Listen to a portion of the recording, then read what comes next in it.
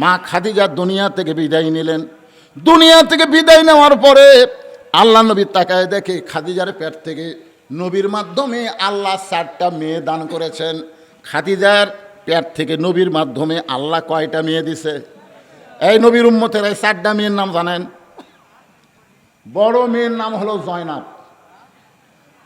নবীর উম্মত হিসাবে নবীর মেয়ের নাম জানা আমাদের দরকার আছে না নাই? দরকার আছে না নাই? আপনি ভারতের কোনটা মুখ্যমন্ত্রী তালাপতি না কি পতি একটা হচ্ছে? আমি তালাপতি মানুষের নাম আপনি চিনবেন না, আমরা চিনি। আগে বলে সিনেমার নায়ক ছিল, এখন মুখ্যমন্ত্রী হচ্ছে। ওলার নাম ঠিকই জানেন যে নবীর 4টা মেয়ের নাম নবীর উম্মত হিসাবে না জানলে নবীর সুপারিশ কেমনে পাবেন? 4টা নাম খেয়াল থন। বড় মেয়ের নাম হলো জয়নাব। বড় মেয়ের নাম কি? মেজো মেয়ের নাম হলো রোকেয়া। মেজো মেয়ের নাম হলো রোকেয়া। সেজো মেয়ের নাম হলো কুলসুমা। আর ছোট মেয়ের নাম হলো ফাতেমা। তাহলে কয়টা মেয়ের নাম করলাম? নবী তাকায় দেখে 4টা মেয়ে কাঁদতেছে। 3টা মেয়ের কান্নার শব্দ শোনা যায়, কিন্তু একটা মেয়ে কাঁদতেছে, কান্নার কোনো শব্দ নেই, শুধু চোখ দিয়ে দর দর করে পানি পড়তেছে, গালটা ভিজে ভিজে থুতুনি দিয়ে বয়ে বয়ে পড়তেছে, কাঁদতেছে কিন্তু কান্নার শব্দ নেই। আর 3টা মেয়ে কাঁদতেছে, কান্নার মধ্যে শব্দ শোনা যায়। যে মেয়েটা কাঁদতেছে কান্নার কোনো শব্দ নাই, ওই মেয়েটার নাম হলো ফাতেমা। নবী ফাতেমাকে ইশারা করলেন। ফাতেমা যখন আল্লাহর নবীর কাছে গেলেন, রাসূল বলেন, ফাতেমা তোমার মা দুনিয়া থেকে বিদায় নিয়েছে। যখন কেউ দুনিয়া থেকে বিদায় নেয় তাকে উপরে বেশি সময় রাখা জায়েজ নাই। আল্লাহ রাসূল বলেছেন 3টা কাজ তোমরা দেরি করো না। একটা কাজ হলো মানুষ মারা গেলে তাকে দাফন করতে তোমরা দেরি করবে না। 2 নম্বর কাজ হলো ছেলে মেয়ে যখন বিয়ের বয়স হয়ে যাবে তখন বিয়ে দিতে তোমরা দেরি করো না। ওই কামায় ধান্দা করো না, আমার ছেলে মেয়ে কি করে খাবি, এ ধান্দা তোমার করা লাগবে না। এ ধান্দা কার? আরো জোরে বলেন। আমা মিন দাব্বাতিন ফিল আরদি ইল্লা আলাল্লাহি রিজকুহা। পৃথিবীতে এমন কোনো বিচরণশীল প্রাণী নাই যার রেজেকের ব্যবস্থা আল্লাহ করেনি। আপনি বাপ মা হয়ে রেজেকের ব্যবস্থা করতেছেন, টাকা বানিয়ে দিবেন, টাকা দিবেন, ওই টাকা অন্য জায়গায় উড়ে দিবি। এই জন্য রাসূল বলেছেন ছেলে মেয়ের যখন বয়স হয়ে যাবে বিয়ে দিতে তোমরা দেরি করো না। 3 নম্বর হলো কোনো ঋণগ্রস্ত মানুষ টাকা যদি হাতে আসে তাহলে ঋণ পরিশোধ করতে তোমরা দেরি করবে না। কয় কাজে দেরি করা যাবে না? এই 3টা খেয়াল আছে, আমলের নিয়তে খেয়াল করে শোনেন। আল্লাহ রাসূল বলে, ফাতেমা রে, তোমার মা দুনিয়া থেকে বিদায় নেওয়ার আগে আমাকে 2টা ওসিয়ত করেছে। ও ফাতেমা, 1 নম্বর ওসিয়ত হলো তোমার মাকে তুমি গোসল করাতে হবে, তোমার মাকে তুমি গোসল করাতে হবে। 2 নম্বর ওসিয়ত হলো তোমার মাকে তুমি কাফনের কাপড় পরাতে হবে। ফাতেমা বলতেছে, বাবা আমার আরও 3টা বোন আছে, ওই 3টা বোনকে নিয়ে আমি মাকে গোসল করাতে পারবো না, ওই 3টা বোনকে নিয়ে কি আমি মাকে কাফনের কাপড় পরাতে পারবো না। আল্লাহ রাসূল বলে, ফাতেমা তোমার মা আমাকে ওসিয়ত করেছে তুমি একা একাই তোমার মাকে গোসল করান লাগবে, তুমি একা একাই তোমার মাকে কাফনের কাপড় পরাতে হবে। ফাতেমা বলতেছে, বাবা আমি একা একা যদি আমার মাকে গোসল করাই, আমি একা একা যদি আমার মাকে কাফনের কাপড় পরাই, তাহলে আমার আরও 3টা বোন হয়তো মনে কষ্ট পাবে। আল্লাহ রাসূল বললেন, কে কষ্ট পাইল, কে মন খারাপ কইল, এটা দেখার উপায় নাই, ওসিয়ত পালন করা হলো ওয়াজিব। ওসিয়ত পালন করা কি? তাহলে মরার আগে ওসিয়ত করা দরকার আছে না নাই? কথা কয় না রে, আমরা মরবো না, সবাই মরবো না, তাহলে মরার আগে ওসিয়ত করার দরকার আছে না নাই? 1 নম্বর ওসিয়ত হলো আপনারা মরার আগে ওসিয়ত করবেন, আমি মরে গেলে কোনো বেনামাজি যেন আমার কবর না খোঁড়ে। দেখছেন দেখছেন, আর কথা কয় না। এবারে এই কথাটা কি খুবই খারাপ কথা? হুহা কর না কেন, হুহা কর না কেন? মরা লাগবি না।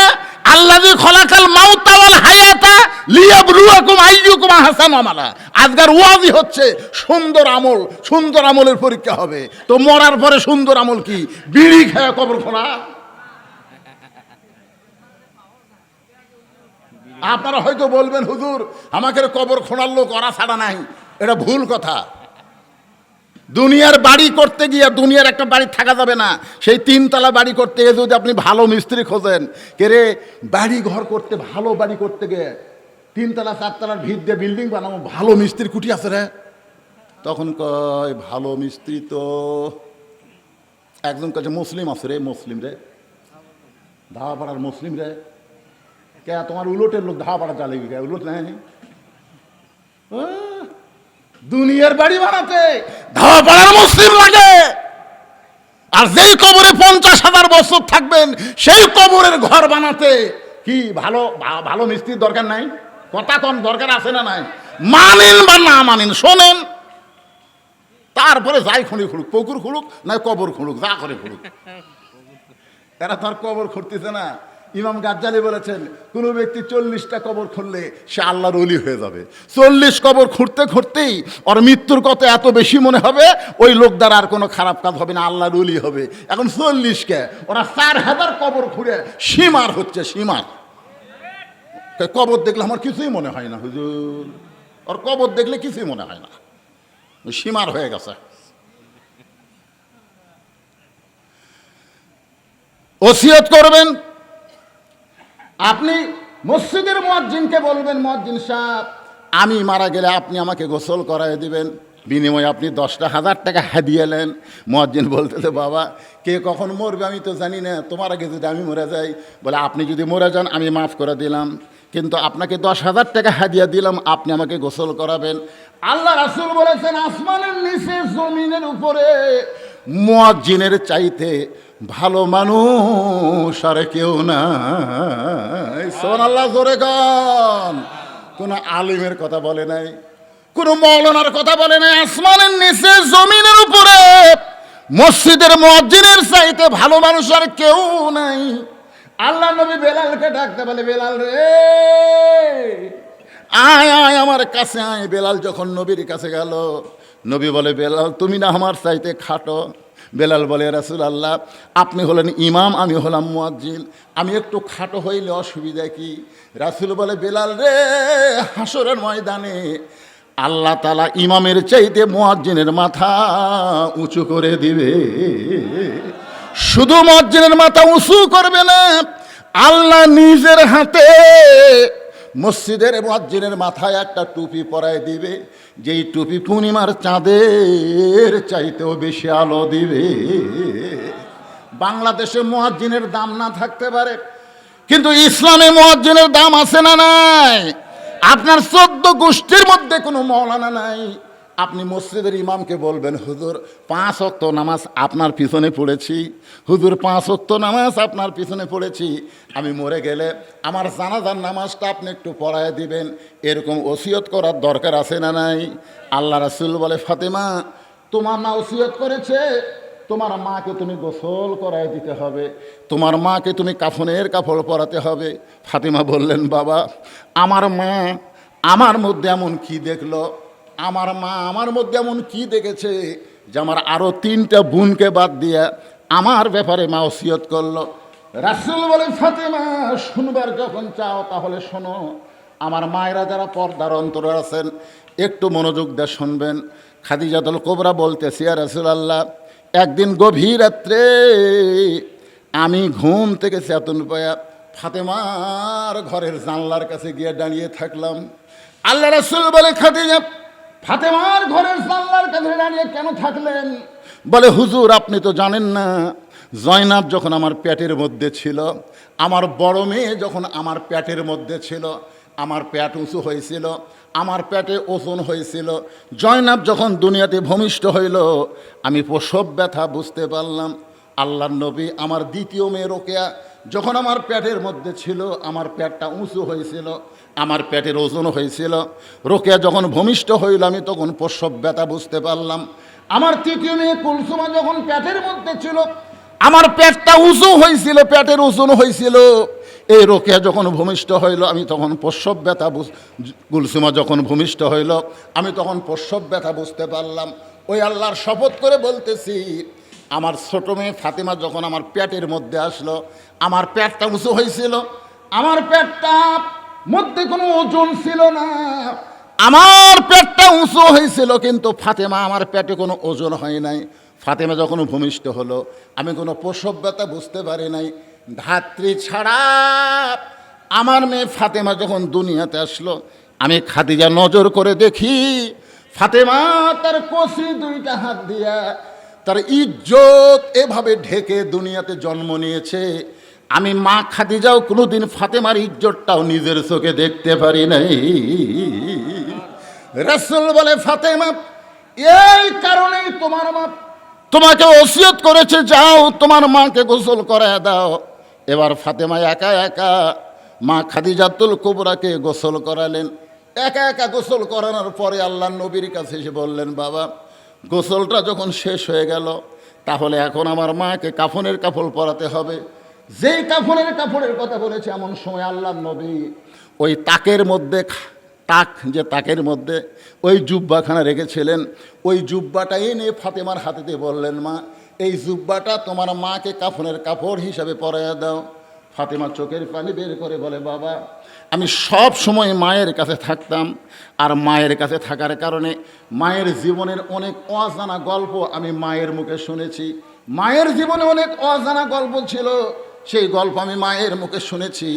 আমার মা আমাকে একদিন হাসতে হাসতে বলেছে, ফাতেমা, তুমি কি বলতে পারো তোমার বাবার সঙ্গে যখন আমার বিয়ে হয়েছিল, বিয়ের ঘটনা কি? আমি ফাতেমা চমকে গিয়ে বললাম, মা, যখন বাবার সঙ্গে আপনার বিয়ে হয়েছিল আমি তখন কত বড় ছিলাম? খাদিজা বলে, ফাতেমা, তোমার তো তখন জন্মই হয় নাই। এখন ফাতেমার আগ্রহ বেড়ে গেল, কেন মা বলতেছে তোমার বাবার সঙ্গে আমার বিয়ার ঘটনা জানো? অবশ্যই এর মধ্যে একটা ঘটনা আছে না নাই? খাদিজা বললেন, ফাতেমারে, তোমার বাবা তখন আমার বাড়িতে রাখালি করত। ওই রাখালি করা অবস্থায় তোমার বাবার মধ্যে এমন কিছু আমি দেখেছিলাম, যেটা দেখার কারণে 40 বছরের একজন বিধবা নারী, মক্কার সব চাইতে ধনী ছিলাম। আর তোমার বাবা রাখালকে আমার স্বামী হিসাবে গ্রহণ করে নিলাম।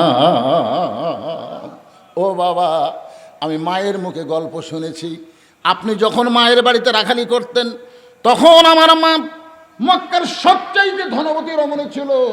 আর সবচাইতে ধনবতী রমণী হইয়া আপনার মতন গরিব একজনকে স্বামী হিসেবে গ্রহণ করলো।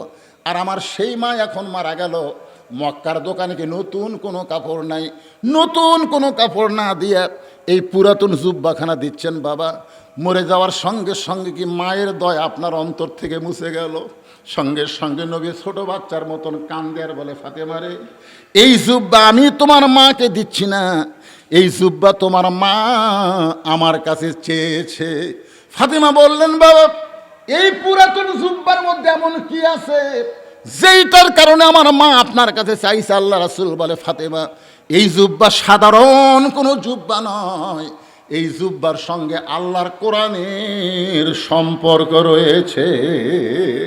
লিল্লাহে তাকবীর! আল্লাহর কোরআনের সম্পর্ক যার সঙ্গে থাকে, আপনারা বলেন তো তার দাম কম না বেশি?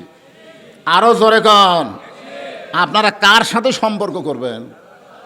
আল্লাহর সাথে সম্পর্ক করবার গেলে আগে এটার সাথে করা লাগবে। কি মনে করতেছেন?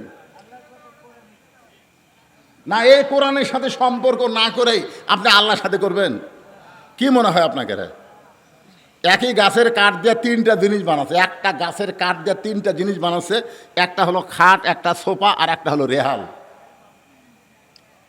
আপনারা বলেন তো, এই 3টার মধ্যে দাম বেশি কার? কে? হ্যাঁ, দেখছেন? রেহালের উপরে কোরআন শরীফ রাখে।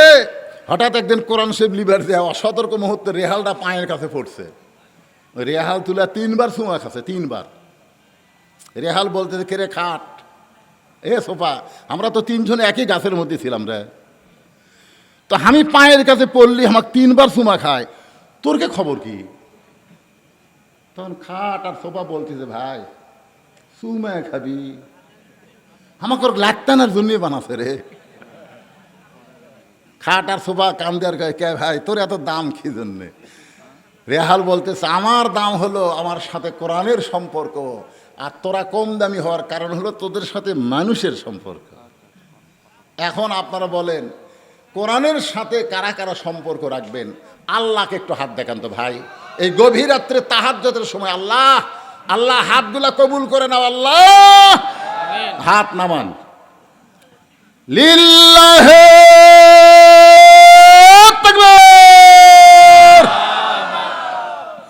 আল্লাহর এই কোরআনের সাথে সম্পর্ক রাখতে গেলে এই যে কোরআনের মাহফিল, গতকাল কি হচ্ছে আমি জানি না, কিন্তু আজকে তো কোরআন দিয়ে ওয়াজ হচ্ছে। তাই কোরআনের মাহফিল এখানে কি কোনো কালেকশন করা লাগবে নাকি? কোনো আদায় আছে? তো সেটা কেউ টিয়ের টুর কিছু দেন না। না না, মহকা বুঝা কাম করা লাগবে তো। আজকে একসময় আল্লাহর কোরআনের সাথে সম্পর্ক যারা রাখার জন্য হাত তুলছেন, এই কোরআনের মাহফিল প্রতি বছর হোক। দেখেন আপনারা, আমি গতকাল আমার মাহফিল ছিল সাঁতিয়ায়, গত রাত্রে সাঁতিয়ার মাহফিল বৃষ্টির কারণে আমার বন্ধ হয়ে গেছে। তার আগের দিন আমার মাহফিল ছিল আপনার নওগাঁয়, বৃষ্টির কারণে মাহফিল বন্ধ। আগামীকাল আমার মাহফিল আছে ধামুরহাটে, সেই মাহফিলও বৃষ্টি এত বাজে গেছে, ওটাও বন্ধ। কিন্তু আপনাকে এই মাহফিল বন্ধ হলো না, তার মানে বোঝা গেল কি কবুল করছে আল্লাহ। তো কবুল করা মাহফিলে আল্লাহর কোরআনকে ভালোবেসে এই কোরআনের মাহফিলের জন্য যাদের বাপ মা কবরে গেছে, বাপ মা যাদের কবরে গেছে, একটা কোরআন শরীফ বাবদ 500 টাকা দান করবেন। একটা কোরআন দানের সওয়াব আল্লাহ আপনার বাপ মার কবরে দিবে। বাপ মার কবর আল্লাহ জান্নাতে টুকরা বানাই দিবে। এই কোরআনের মাহফিল, আল্লাহর ওলির মাহফিল, এখানে ইসালের সওয়াব সবার জন্য দেওয়া হবে, গোটা পৃথিবীর সমস্ত মানুষের দেওয়া হবে। আমাদের বাপ মা যাদের কবরে, দাদা দাদি কবরে গেছে, তাদের রোহের মাগফিরাতে আমি 500 টাকা চাইছি।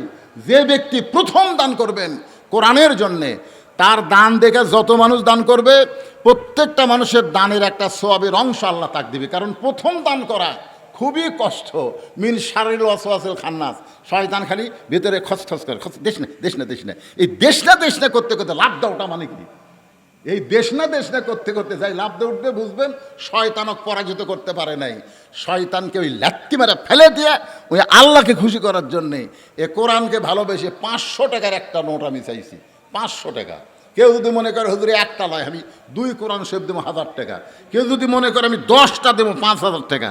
অনেক দানবীর এখানে আছে, থানার অফিসার স্টাফ আছে, সবাইকে আমি লক্ষ্য করে বলবো দানের ব্যাপারে।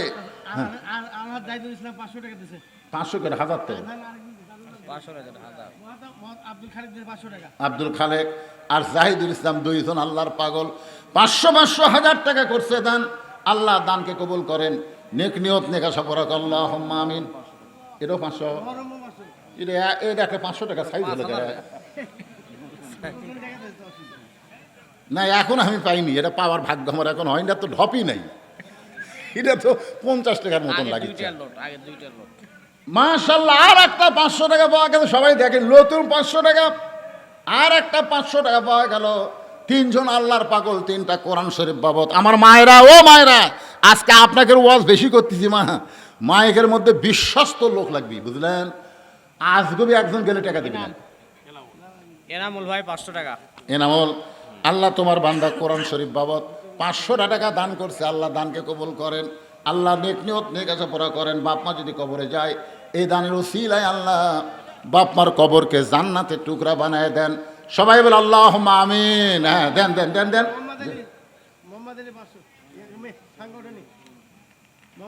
500 লেটে 1000 টাকা, 1000 500 কোন কে? মোহাম্মদ আলী না, মোহাম্মদ আলী সাংগঠনিক, মোহাম্মদ আলী সাংগঠনিক কি সম্পাদক?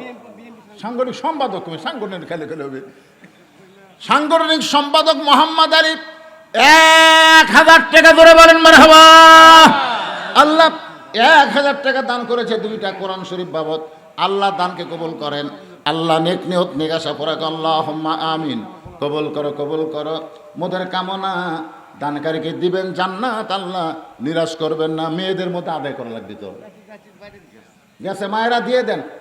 বাপ মা যাদের কবরে গেছে, বাপ মা রুহের মাগফিরাতে দোয়া হবে। মা আল্লাহর হস্তে যিনি যা পারবেন, আপনাদেরও চাপা করে আদায় করা লাগবে না।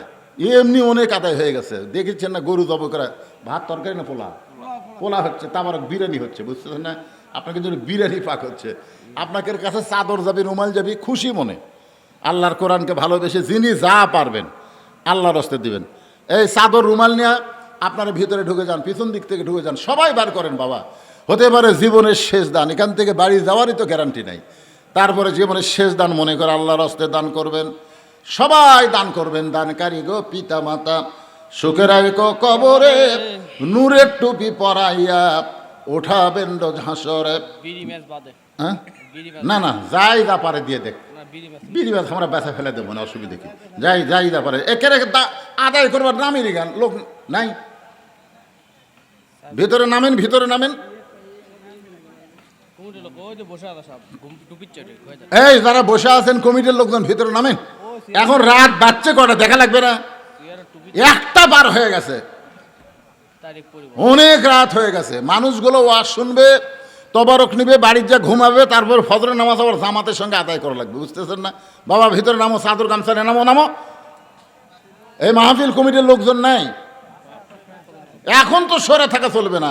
আদায়ের সময় ভিতরে আসা লাগবে। এখন সবাই জিকির করেন লা ইলাহা ইল্লাল্লাহ, লা ইলাহা ইল্লাল্লাহ, লা ইলাহা ইল্লাল্লাহ, লা ইলাহা ইল্লাল্লাহ, লা ইলাহা ইল্লাল্লাহ, লা ইলাহা ইল্লাল্লাহ, লা ইলাহা। আল্লাহ রাসূল বলেন, ফাতেমা এই জুব্বা আমি দেইনি মা, এই জুব্বা তোমার মা আমার কাছে চেয়েছে। এই জুব্বা দুনিয়ার সাধারণ কোনো জুব্বা নয়, এই জুব্বার সঙ্গে আল্লাহর কোরআনের সম্পর্ক রয়েছে। জোরে কান সুবহানাল্লাহ। কারণ এই জুব্বা পরা অবস্থায় ফেরেশতা জিবরাইল আমার সঙ্গে কোলাকুলি করেছে। এই জুব্বাকারে হীরার মধ্যে পরা অবস্থায় কোরআনের প্রথম 5টা আয়াত আল্লাহ আমার প্রতি নাজিল করেছে।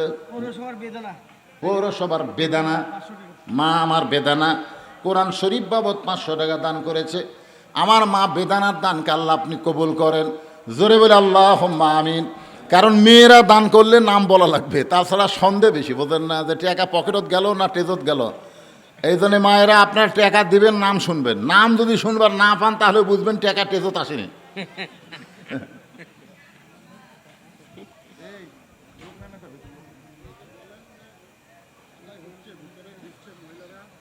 এখানকার কথা বলতেছি, মহিলার তাদের হচ্ছে। এটা নামেন এমদাদুল হক খোকন 500 টাকা কোরআন শরীফ বাবদ দান করছে। আল্লাহ দানকে ও যে ব্যাগলা ঘুরতেছে ওটাকে আপনাদের লোক এক ব্যাগকে আর ব্যাগ নাই, ব্যাগের অভাব পড়ছে।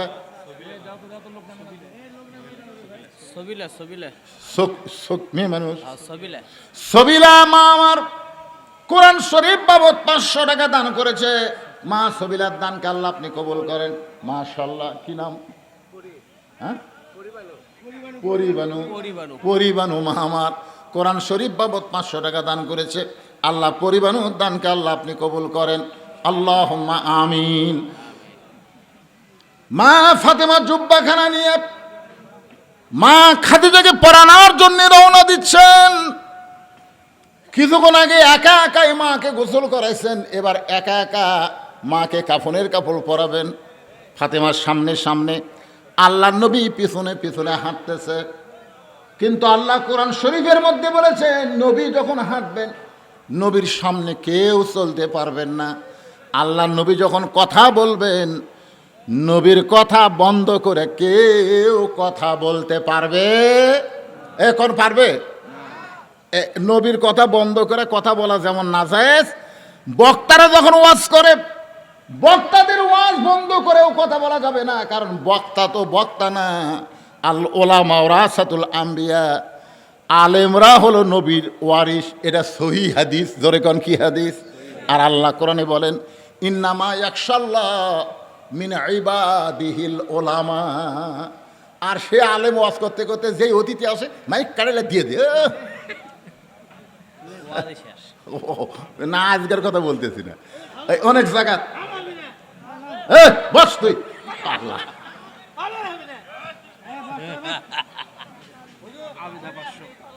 পরে খুশি ওয়াজ করিস বস। আবেদা একজন মা আমার কোরআন শরীফ বাবদ 500 টাকা দান করেছে মা আবেদা। দেখ মেয়ে মায়েরাই বেশি দান করতেছে রে, হায় হায় রে, এ মরদগুলোর টাকা নাই, সব টাকা মায়ের হাতে চলে গেছে। কেশিয়ার দাম। আমার মা আবেদা কোরআন শরীফ বাবদ 500 টাকা দান করেছে। আল্লাহ মা আবেদার দানকে কবুল করেন, আল্লাহুম্মা আমিন।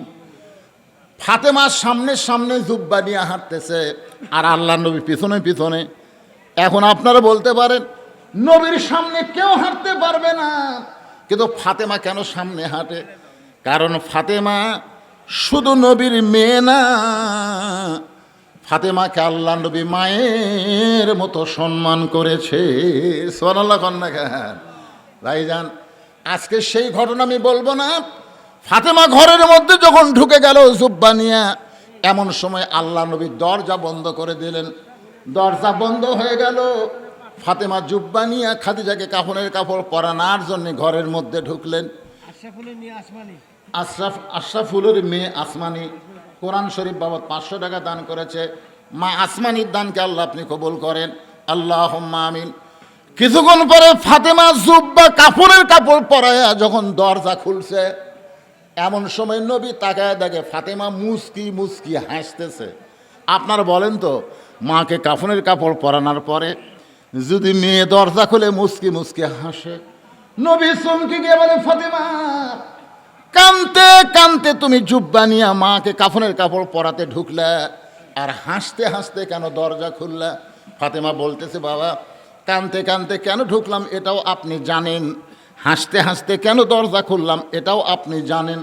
রাসূল বলে, ফাতেমা কানতে কানতে তুমি ঢুকলা এটা আমি জানি, কিন্তু হাসতে হাসতে দরজা খুললে এটা আমি জানি না। এ কথার দ্বারা বোঝা গেল আল্লাহর নবী না জানাইলে জানে। কথা কয় না কেন? আল্লাহর নবী গায়েব জানে? এক বাক্যে আকীদার প্রশ্ন, ঈমানের প্রশ্ন, নবী গায়েব জানে? গায়েব জানে? জানে না। মা ইয়ান্তিকু আনিল হাওয়া ইন হুয়া ইল্লা ওয়াহয়ুহা।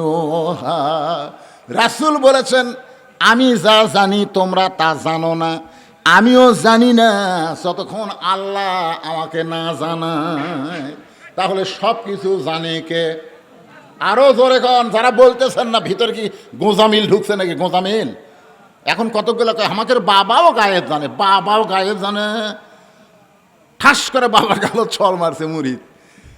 তে বাবা কয় কে রে মাল্লিকা, তুই বলে গায়েব জানিস, তো ছল মারনো জানিস না? এরকম কিছু ভণ্ড আপনার দয়াল বাবার দরবারেতে কেউ ফিরে না খালি হাতে। ও আহ ও আহ, একটু মনোযোগ দিয়ে শোনেন। রাসূল বলে, ফাতেমা কানতে কানতে ঢুকেছ এটা আমি জানি, কিন্তু হাসতে হাসতে দরজা খুললা এটা আমি নবী জানি না। ফাতেমা বলতেছে, বাবা আমি আগে মনে করেছিলাম আপনি ভিতরেও জানেন বাইরেও জানেন, কিন্তু আজকে বুঝতে পারলাম আপনি জানেন না, কি জন্য হাসতে হাসতে দরজা খুললাম। ওগো বাবা আপনি কি শুনতে চান? রাসূল বলে, শুনবো মানে 100 বার শুনতে চাই। ফাতেমা বললেন, বাবা তাহলে শোনেন, আপনার ওই জুব্বা নিয়ে আমি যখন আমার মাকে কাফনের কাপড় পরাবার গেছি, ইয়ানজুরু বিনুরিল্লাহ, আমি নূরের নজর করে দেখি আমার মায়ের শরীরে আল্লাহ তাআলা জান্নাতের পোশাক পরায়া দিছে। আমি আপনার জুব্বাখানা আমার মায়ের শরীরে কোনো মতো পেঁচায়া হাসতে হাসতে দরজা খুললাম। সঙ্গে সঙ্গে নবী বসে মাটির উপরে হাত দিয়া ছোট বাচ্চার মতন কাঁদতেছে। ফাতিমা বলে, বাবা আমার মায়ের শরীরে জান্নাতের পোশাক পরার খবর শুনে আপনি কেন কাঁদতেছেন? আপনি কি খুশি হতে পারেন নাই? তারা একজন মা আমার 500 টাকা দান করেছে। আল্লাহ মায়ের দানকে আল্লাহ আপনি কবুল করেন। আল্লাহ রাসূল বলেন, ফাতিমা শোনো, এই কান্না আমার দুঃখের কান্না নয়, এই কান্না হলো আমার জীবনের সবচাইতে আনন্দের কান্না। কারণ দুনিয়াতে কেউ যখন আমাকে নবী বলে স্বীকার করব, প্রথম যিনি আমাকে নবী বলে স্বীকার করেছে সেই মহিয়সী নারী তোমার মা, আমার দরদের বিবি খাদিজা। আল্লাহু আকবার। সর্বপ্রথম আমাদের নবীকে নবী বলে কে স্বীকার করছে? কথা কয় না, কে স্বীকার করছে? খাদিজা নবীর কে? নিজের বউ হইয়া নবী স্বীকার করা, এটা কি মনে করতেছেন? তিনটা জিনিস খেয়াল করবেন। এক নম্বর হলো, বড় ডাক্তারের বইয়ের সিজার লাগে না। যারা বড় বড় ডাক্তার তারা কোনোদিন বউরে সিজার করায় না, কারণ সিজার করলে বাচ্চারও ক্ষতি, মায়েরও ক্ষতি। 2 নম্বর হলো, মৌলানার বাড়িতে কোনোদিন মিলাদ লাগে না। 3 নম্বর হলো, পীরের বউ কোনোদিন মুরিদ হয় না। আপনারা খেয়াল করে দেখবেন, পীরের বউ কোনোদিন মুরিদ হবি না, কারণ পীরের বউ জানে আমার পীর মাঝে মধ্যে মুরিদের বউয়ের দিকে চোখ মারে, এই লুচ্চার হাতে কে মুরিদ হবি রে? তাহলে 1 নম্বর কি, বড় ডাক্তারের বইয়ের কি লাগে না? সিজার লাগে না। মৌলানার বাড়িতে কি লাগে না? মিলাদ লাগে না। আর পীরের বইয়ের মুরিদ হওয়া লাগে না। কিন্তু প্রথম মুরিদ হয়েছে বউ খাদিজাতুল কুবরা। আল্লাহর নবীর কাছে নবী বলে স্বীকার করে কলেমা পড়েছে, বলেন সুবহানাল্লাহ। এই জন্যে যাকে তাকে অন্ধভাবে মানা যাবে না, একজনকেই অন্ধভাবে মানতে হবে, তিনি হলেন আমাদের নবী। যেই নবী সম্পর্কে আল্লাহ বলেন, লাকাদ কানা লাকুম ফি রাসূলিল্লাহি উসওয়াতুন হাসানা। একটু মনোযোগ দেন। মা খাদিজাকে আল্লাহ নবী নিজের হাতে কবরের ঘরে নামায় দিচ্ছেন, 2 চোখ দিয়া দর দর করে পানি পড়তেছে। আবু বকর বলে, রাসূলুল্লাহ, এমন করে যদি আপনি কাঁদেন তাহলে দুনিয়ার উম্মতেরা কেমনে সহ্য করবে? রাসূল বলে, আবু বকর, আমি যখন খাদিজাকে কবরের মধ্যে নামাইতেছি আমি তখন নবী না, আমি কাঁদতেছি একজন হতভাগ্য স্বামী হিসাবে। আবু বকর, তোমরা কেউ জানো না যে খাদিজাকে আমি কবরের ঘরে নামাই, এই খাদিজা কোনোদিন আমি নবী ছাড়া ঘুমাই নাই। আমি যতই দাওয়াত দিয়ে চলে আইছি রাত্রেবেলায়, ঘড়ি ধরে আসি নাই, 1টাও বাজে, 2টাও বাজে, 3টাও বাজে রাত, কোনোদিন আমাকে খাদিজা বলে এই খাদিজা তো দূরের কথা, শব্দটা উচ্চারণ করা লাগে নাই। আমি যেই মাত্র দরজায় সঙ্গে সঙ্গে খাদিজা দরজা খুলে দেয়, আমি নবী চমকে গিয়া বলি, খাদিজা, এই গভীর রাত্রে আমি যখন আসি আপনাকে ডাক দেওয়া লাগে না, দরজা কেমনে খোলেন জানতে চাই। খাদিজা বলে, হুজুর, আপনি যখন কলেমার দাওয়াত দেওয়ার জন্য রাত্রেবেলা বের হয়ে যান, আমি তখন নাকটা লাগায় দরজার কাছে দাঁড়িয়ে থাকি। আপনি হলেন মেশকাম্বর, আপনি যখন দরজার কাছে আসেন আপনার দেহের সুগন্ধে আমি দরজা খুলে দেই। রাসূল বলে, খাদিজা, তাহলে কি আপনি কোনোদিন ঘুমাবেন না? খাদিজা বলে, হুজুর, ওই দিন একলা ঘুমাবো, ওই দিন আমি খাদিজা একলা ঘুমাবো যেদিন আমার মৃত্যু হবে। আজকে খাদিজা একলা ঘুমায় গেছে, আমি নবীর মন চাইলেও আমি খাদিজার সঙ্গে ঘুমাতে পারতেছি না। কবরে মাটি দেওয়ার পরে সবাই যখন কবর ছেড়ে চলে গেছে, নবী আমার খাদিজার কবর ছাড়েন না। ঘন্টার পর ঘন্টা চলে যায়, খাদিজার কবর নবী ছাড়েন না। আল্লাহ মুনকির নাকিরও কবর পাঠায় না। এক সময় নবী ডাকতে বলে, আল্লাহ, আমার খাদিজার কবরে কি মুনকির নাকির পাঠাবেন না? আল্লাহ বলে, হাবিব, আপনি যেমন খাদিজাকে ভালোবাসেন আমি আল্লাহ তেমন ভালোবাসি। নবী চমকে গিয়ে বলে, আল্লাহ, আপনি খাদিজারে কি জন্যে ভালোবাসেন? আল্লাহ বলতেছেন, আল্লাযী খালাকাল মাউতা ওয়াল হায়াতা লিয়াবলুয়াকুম আইয়ুকুম আহসানু আমালা ওয়া হুয়াল আজিজুল গাফুর। সবচাইতে সুন্দর আমল হলো মৃত্যুকে সামনে বিশ্বাস করে। আমাদের সকলের সামনে মৃত্যু আছে না নাই? কথা কোন আছে না নাই? এখান থেকে বাড়ি যাওয়ার গ্যারান্টি নাই রে পাগলারা। এখন তো ধান্দা করতেছেন, পোলার ধান্দা করতেছেন, পোলা দিবি। ম্যাক ট্যাক্স যতই করুক কোনো টেনশন নাই, কোনো টেনশন করবেন না। বলে ম্যাক ট্যাকের দিকে আপনার তাকান না, আল্লাহর দিকে তাকান। ও শেষ হয়ে গেছে।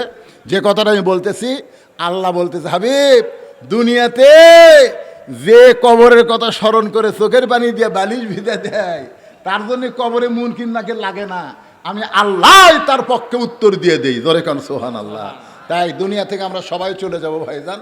যাওয়ার আগে আমরা সাইজ হয়ে যেন যাবার পারি, আল্লাহ যেন সে তৌফিক দান করে। সকলে বলে আল্লাহুম্মা আমিন।